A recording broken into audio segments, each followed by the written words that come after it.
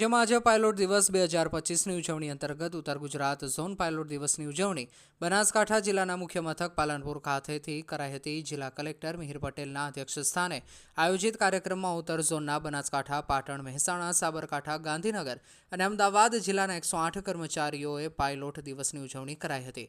મહાનુભાવોના હસ્તે EM care અને વીઈટી care પુસ્તકનું વિમોચન કરાયું હતું। કાર્યક્રમના અધ્યક્ષ જિલ્લા કલેક્ટર મિહિર પટેલે જણાવ્યું કે ગુજરાતમાં 108ની સેવા પ્રશંસનીય છે।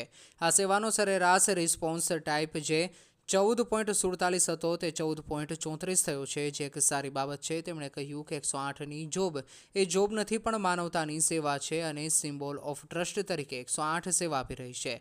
તેમણે 108ની સર્વિસને બિરદાવીને કર્મચારીઓને અભિનંદન પાઠવ્યા હતા। 108 સર્વિસના અધિકારી જશવંત પ્રજાપતિએ જણાવ્યું હતું કે ગુજરાતમાં 108 ઇમરજન્સી સેવાઓમાં 26 મેના રોજ પાયલોટ દિવસ અને 2 એપ્રિલના રોજ ઈએમટી દિવસ તરીકે ઉજવવામાં આવે છે। આ બંનેની કામગીરી ખૂબ જ અગત્યની છે। ઓછા સમયમાં ત્વરિત સેવા આપવાના ઉદ્દેશ્ય સાથે લોકોને હોસ્પિટલ ખાતે પહોંચાડવાનું છે। આ પ્રસંગે જિલ્લા કલેક્ટર અને મહાનુભાવોના હસ્તે શ્રેષ્ઠ કામગીરી કરતા કર્મચારીઓ અને અધિકારીઓને સન્માનિત કરાયા હતા।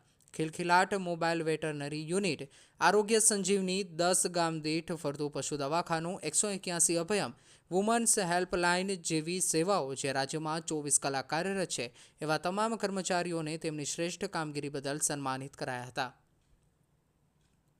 કાર્યક્રમમાં EM care award, honesty award, academic excellence award, badminton tournament વિજેતા એવોર્ડ, કેએમપીએલ એવોર્ડ અને આખા વર્ષ દરમિયાન સતત શ્રેષ્ઠ કામગીરી માટે best case award, MVD best case, MHU award, HBC award, VHL best cases award, saviour award પણ અર્પણ કરાયા હતા। ઉલ્લેખનીય છે કે રાજ્યમાં અલગ અલગ 4 ઝોનમાં પાયલોટ દિવસની ઉજવણી અંતર્ગત ઈએમ કેર એવોર્ડનું વિતરણ કરાયું હતું, જેમાં દક્ષિણમાં ડાંગમાં, સૌરાષ્ટ્રમાં જૂનાગઢમાં, મધ્ય ગુજરાતમાં આણંદમાં અને ઉત્તર ગુજરાતમાં પાલનપુરમાં પાયલોટ દિવસની ઉજવણી કરાઈ હતી।